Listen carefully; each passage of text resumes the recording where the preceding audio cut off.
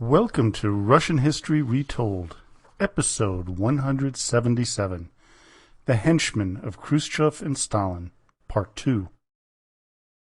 Last time, we covered Lavrenti Beria, Nikolai Bulganin, Lazar Kaganovich, and Georgy Malenkov. Today, we're going to talk about Anastas Mikoyan, Vyacheslav Molotov, Mikhail Suslov, Clement Voroshilov, and Andrei Zhdanov. Anastas Ivanovich Mikoyan was the only one of the henchmen of Stalin and Khrushchev to pretty much last without being ousted or purged from 1915, when he joined the Bolshevik Party, until his retirement in 1965 after Leonid Brezhnev came to power. Mikoyan was born to Armenian parents on November 13, 1895, in the village of Sanahin. He was educated at the Narcissian School in Tiflis, Georgia, and then in a seminary, but the religious life was not the one he felt comfortable in. He became an avowed atheist because of the school. As he put it, quote, "I had a very clear feeling that I didn't believe in God, and that I had in fact received a certificate in materialistic uncertainty. The more I studied religious subjects, the less I believe in God." After joining the Bolshevik Party, he became a leader in the Caucasus. He went to Baku, where he became the co-editor of the Sotsial Demokrat and later Izvestia Bakinskoga Sovieta. During the Russian Civil War, he was a commissar in the Red Army, where he saved the life of Sergo Ordzhonikidze. It was as a commissar that he would mysteriously escape execution as one of the Baku 26. The Baku 26 were all commissars that were captured by the Trans-Caspian government, with Mikoyan somehow being the only one not to be killed. Early on, Anastas was a strong supporter of Joseph Stalin.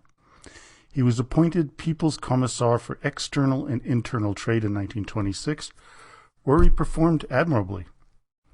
Interestingly, after he was made a member of the Politburo, he was one of the first Soviet leaders to go to the United States in 1935, where he learned a great deal about the food industry, in particular the manufacture of canned goods. While there, he also met with Henry Ford and went to Macy's in New York City. When he returned to the Soviet Union, he introduced his countrymen to things like cornflakes, hamburgers, ice cream, popcorn, tomato juice, grapefruits, and corn on the cob. He was so enamored of ice cream that he controlled its production to such a point that Stalin was to have said that, quote, "You, Anastas, care more about ice cream than about communism." Mikoyan's role in the Great Purge of the 1930s was a mixed bag. It is said that he interceded for more people than any other henchman, and according to Simon Sebag Montefiore, he, quote, "enjoyed the reputation of one of the more decent leaders. He certainly helped the victims later and worked hard to undo Stalin's rule after the leader's death." Still, he signed the death warrants for thousands, including Grigory Zinoviev and Lev Kamenev.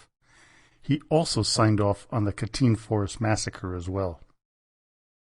During World War II, Mikoyan was a full member of the State Defense Committee, the GKO. His job was to keep the supplies going to the Red Army, which he did quite well. After the war, he began to fall out of favor with Stalin, and was even accused once of plotting Stalin's death with Molotov and others. If not for the good timing of the leader's death, he probably would have been executed in 1953 or 54. With Khrushchev in power and the de-Stalinization program running at full steam, Mikoyan was appointed as the head of the Commission on Rehabilitation. Not only that, but it was Anastas who spoke before Khrushchev condemning Stalin at the 20th Party Congress. He further supported Nikita against the anti-party group led by Molotov, Kaganovich, and Malenkov, but his support also led him into conflict with the new boss. He went to Hungary with Mikhail Suslov in 1956 to oversee the turmoil going on, and was firmly against military intervention. so much so that when the Soviet invasion did occur, he offered his resignation. Mikoyan was also frequently at odds with Khrushchev over foreign policy matters, like when Nikita walked out of the 1960 Paris summit brought on by the U-2 crisis. He was also very much against the idea of putting missiles in Cuba, which precipitated the Cuban Missile Crisis of 1962. Mikoyan was sent to the island to negotiate with Castro, who was furious that the Soviets would think of removing the weapons. While there, he was told that his wife, Ashkan, had died, but he decided that his job in Cuba was more important than his attendance at her funeral. When Khrushchev was ousted in 1964 in the coup led by Leonid Brezhnev and Alexei Kosygin, Mikoyan was said to have sat on both sides of the fence. Some say he was involved in the plot, others say he was the only one to side with Nikita. Whichever side you take on this one, his power, though, was greatly diminished. But it's likely that he would have been retired anyway, as he was getting older and was in somewhat failing health. Mikoyan died on October 21, 1978, at the age of 82, of natural causes. His legacy is truly a mixed one. Some view him as an honest and caring communist. Others, like Hayek Demoyan, say he, quote, symbolizes evil, mass murders, and an atmosphere of fear. Politically, this is the quote that I really thought was best when it came to summing up his career. Quote, the rascal was able to walk through Red Square on a rainy day without an umbrella, without getting wet. He could dodge raindrops. To have survived through Stalin and those times, and to make it even through Khrushchev and into the Brezhnev era, dodging raindrops was a good thing. Well, next up is probably the best known of the henchmen, Vyacheslav Mikhailovich Molotov. His original last name was Scriabin, but as opposed to the common myth, he was no relation to the composer Alexander Scriabin. I'm only going to lightly cover him, as eventually he will have his own podcast episode. A shy and quiet Russian revolutionary, he became radicalized in 1906, was initially arrested in 1909, and sent into exile for 2 years in Vologda. In 1911, he met Joseph Stalin while they worked together on the Bolshevik newspaper Pravda. Molotov was arrested again in 1915, this time being sent to Irkutsk in Siberia. He was able to escape and make it back to St. Petersburg the following year. After the revolution, he moved up the ranks very quickly. By 1921, he was the Central Committee Secretary, the following year a candidate member of the Politburo, and the following year after that, a full member. Molotov, because of his unwavering support of Stalin, was made the chairman of the Council of People's Commissars in 1930, which was kind of like the ceremonial head of the Soviet government. During the war, he was made first deputy under Stalin until 1957. He is best known to the outside world for negotiating the famous non-aggression treaty between Nazi Germany and the USSR in 1939, known as the Molotov-Ribbentrop Pact. As with Mikoyan, after the war, Molotov began to fall out of favor with Stalin, with hints that he was to be purged shortly. After Stalin's death, he came back to prominence, only to come crashing down as one of the lead members of the coup attempt to oust Khrushchev, known as the Anti-Party Group. Molotov died in 1986 at the ripe old age of 96, just a few years before the collapse of the USSR he so loyally served. More on him in the future. Mikhail Andreevich Suslov is one of the least talked about Soviet henchmen in the West. He's viewed as a minor player by many, so much so that in the book, On Stalin's Team, The Years of Living Dangerously in Soviet Politics by Sheila Fitzpatrick, he is mentioned only once. But my view of him is similar to many insiders, that he was one of the most hardline Bolshevik communists of all. Suslov was actually the chief ideologue of the party until his death in 1982. Born in Russia in 1902, his early days with the Bolsheviks didn't start until 1921, and it wasn't until 1931 that he left his position as a teacher to go into politics full-time. Suslov benefited from Stalin's purges moving up the ranks due to the vacuum left by all the murdered communists ahead of him. During the war, he served admirably, being a leader of the guerrilla movement against the Nazis in Stavropol Krai, where he was made first secretary. Because of his service, he was made a member of the Orgbureau in 1946 and appointed to the Presidium in 1950.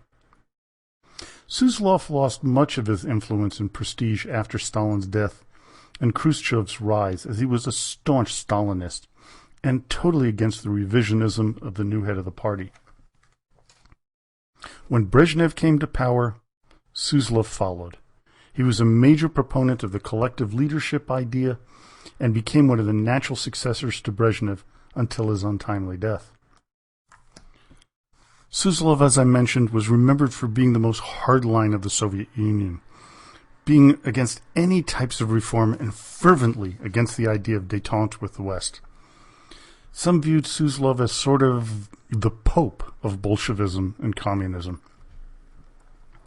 Clement Yefremovich Voroshilov was one of the most famous of the marshals of the Great Patriotic War, as well as commander of the Red Army during the Russian Civil War. His life as a henchman of Stalin's is an interesting one, so as with Molotov, he's likely to get a podcast episode of his own in the future. Born in 1881 in Ukraine to Russian parents, he was one of the oldest henchmen, only 3 years the junior to Stalin. He joined the Bolshevik Party early on in 1903. What made him a favorite of Stalin was his service with him during the Civil War in Tsaritsyn. His devotion to his leader was unwavering despite numerous times when Stalin would berate him for incompetence. Voroshilov was to serve as defense minister from 1925 until 1940, and in his role was to lead the disastrous purge against many of the best military minds of the Soviet Union. Among the henchmen, his signature appears more often on execution lists, except for Molotov, Stalin, and Kaganovich. Not only that, but he would write personal letters to exiled military men and diplomats, guaranteeing their safe return to the USSR, only to have them arrested and then executed upon their arrival.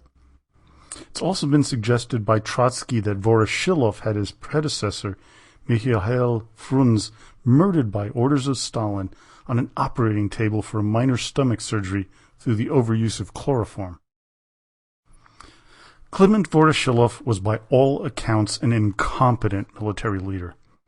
He was at the head of the Soviet army that got beat up by Finland early on in the Winter War from November 1939 to January 1940. The Soviet army suffered from between about 125 to over 180,000 casualties as a result of his inability to lead. Another debacle that he was in charge of was the defense of Leningrad, although while he showed personal valor, he botched it up, causing a total encirclement by the Nazis and his ouster and replacement by Marshal Georgy Zhukov in September of 1941. One of the most famous incidents involving Voroshilov was at the 1943 Tehran conference with Churchill, FDR, and Stalin in attendance. The British Prime Minister presented the Sword of Stalingrad to the Soviet Union leader, but when Voroshilov took it, he let the sword drop out of his hands, out of the scabbard, and onto his toes. After Stalin's death, he helped overthrow Beria and initially supported Khrushchev, but he was moved out of power about the time that Malenkov, Molotov, and Kaganovich were. Leonid Brezhnev brought him back in 1966 in a mostly ceremonial position until his death in 1969 at the age of 88. Lastly, we come to Andrei Zhdanov, the man that was thought to be the next in line after Stalin, but who died 5 years before the Soviet leader in 1948. Born in 1896 as the son of a school inspector, he joined the Bolshevik Party in 1915 while still a student. Zhdanov became a party secretary in Nizhny Novgorod from 1922 to 1934, before heading to the Leningrad Party organization from 34 to 44. He was to lead the resistance during the siege of Leningrad, but many think it was this struggle that led to his ill health in the years to come. Khrushchev, though, in his autobiography, felt that it was Zhdanov's total alcoholism that was to blame. And looking at the information that I've read, I'm going to go with Khrushchev on this one. After the war, Andrei was to lead the cultural policy as set forth by Stalin. He came up with what is known as the Zhdanov Doctrine, which states, quote, "The only conflict that is possible in Soviet culture is the conflict between good and best." He would decide what was good and what wasn't, so there was a great deal of censorship and purges against writers like Anna Akhmatova, Mikhail Zoshchenko, and famous musicians like Dmitry Shostakovich and Sergei Prokofiev. In June of 1948, though, Zhdanov was sent by Stalin to the Cominform meeting in Bucharest to condemn Yugoslavia and its leader, Marshal Tito. But Andrei decided he's going to go soft on his fellow communist, much to the ire of Stalin. He was ousted from many of his posts, but in all likelihood, Zhdanov was on his way out due to his heavy drinking. Stalin would yell at him constantly to tone down his alcoholism, which is kind of ironic because it was because of the Soviet leader that many of his henchmen would become alcoholics. Andrei Zhdanov died on August 31st, 1948, at the age of 52. His children, though, were to become somewhat famous, as his son Yuri was briefly married to Stalin's daughter Svetlana from 1948 until 53, and his daughter Ekaterina was to become the rector of Rostov University. Next time, we're going to take another look at the leadership of the first Soviet head of state, Vladimir Lenin. And I'm going to try to throw a curveball into that one as well, to look at things of what if Lenin hadn't died so early, if he had lived a little longer, and that bullet by his assassin, Fanny Kapler, would have missed. Well, I hope you enjoyed today's podcast. And now, as always, до свидания и спасибо большое.